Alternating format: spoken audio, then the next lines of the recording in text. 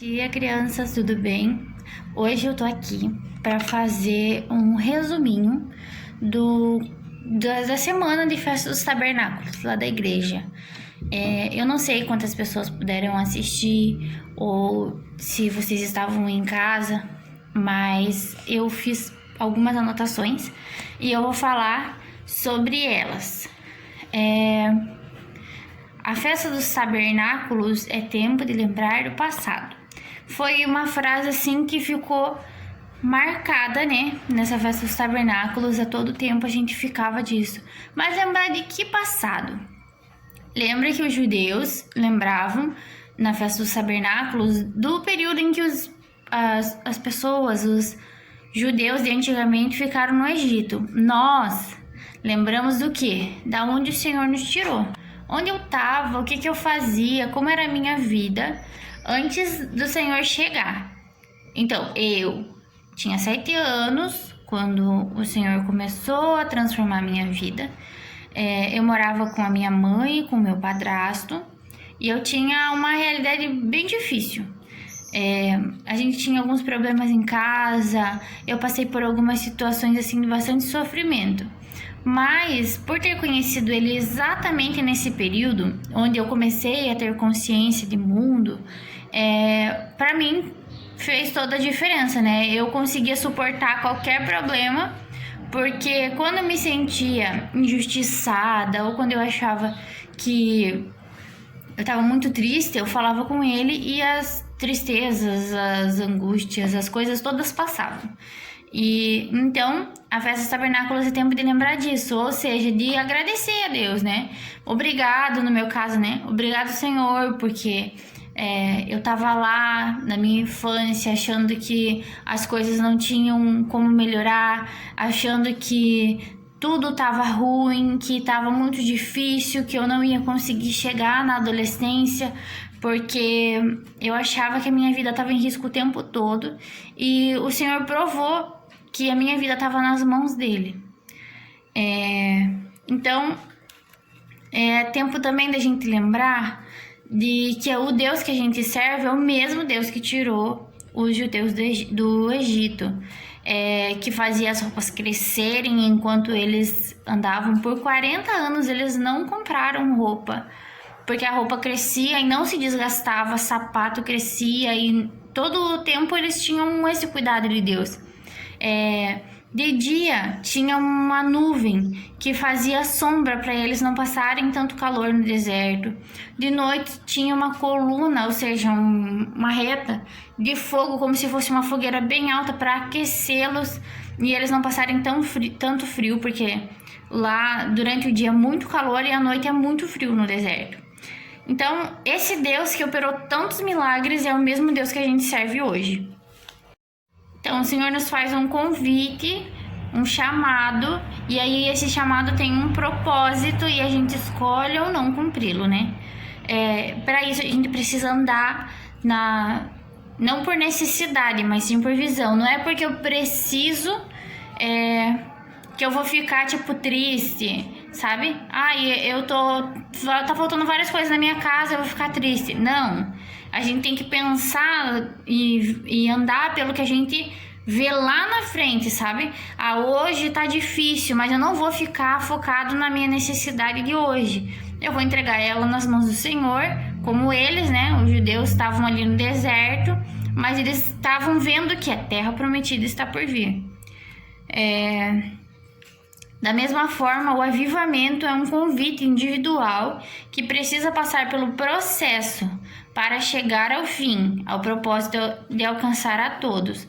O avivamento é o tema de outra ministração que eu vou trazer aqui. Mas assim, tudo na vida com Deus gira em torno disso, de um convite que é particular, que é individual e que precisa de um processo. Ou seja, depois que você recebe um convite para um aniversário, por exemplo, você não levanta e vai, sabe? O aniversário daqui uns dias, você vai procurar um presente para dar, vai ver com que roupa que você vai se arrumar. Esse período a gente chama de processo. Então, dentro do chamado do Senhor também tem isso. Ele nos convida e a gente passa por um processo para conseguir chegar no objetivo.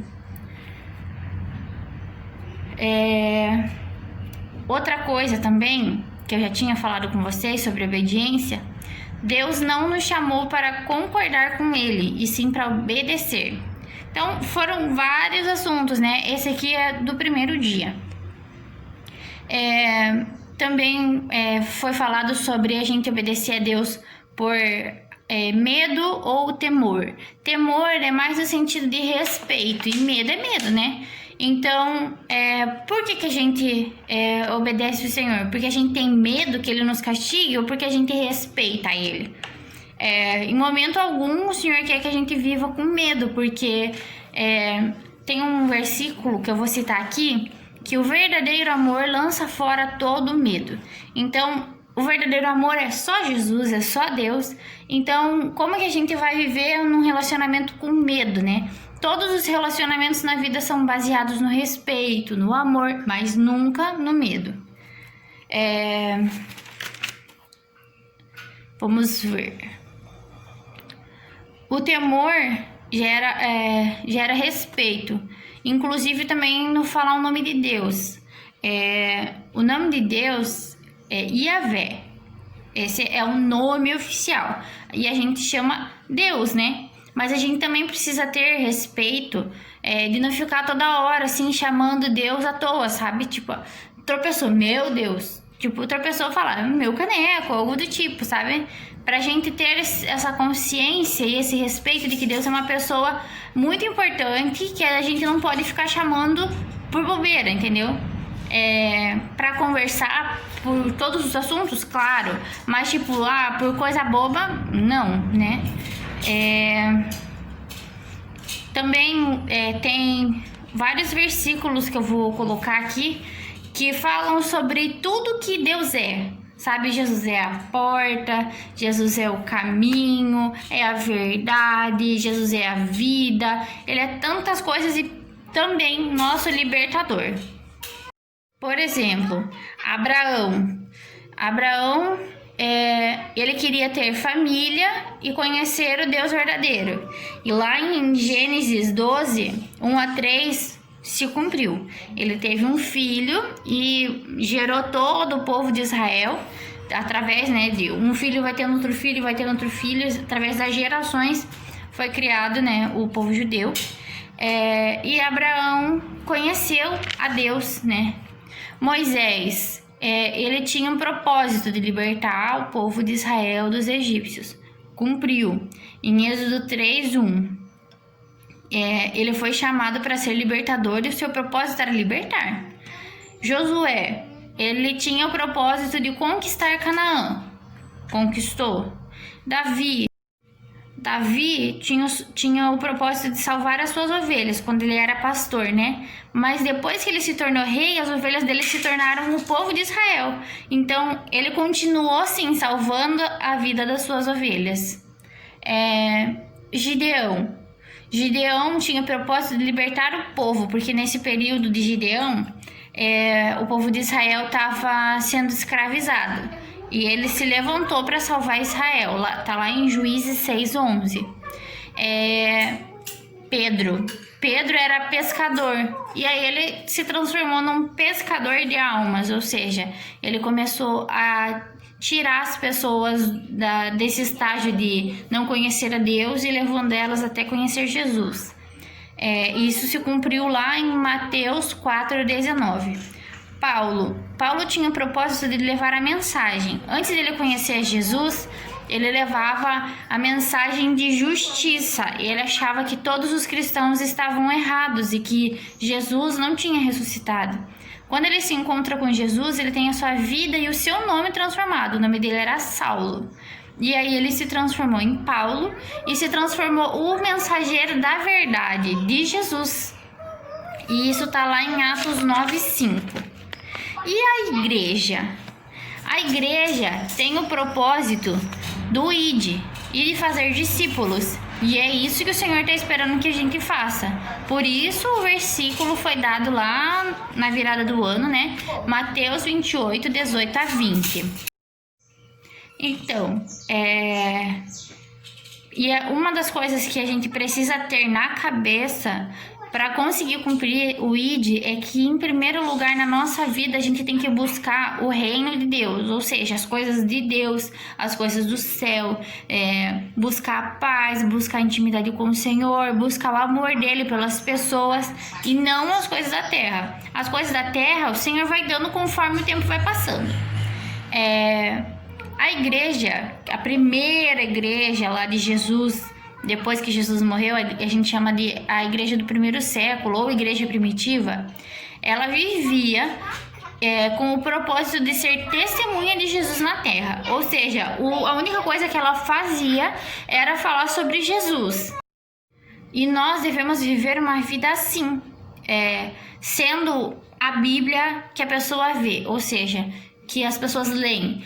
A tua vida, o jeito que você se comporta tem que estar parecido com a postura de Jesus, parecido com as coisas que estão na Bíblia.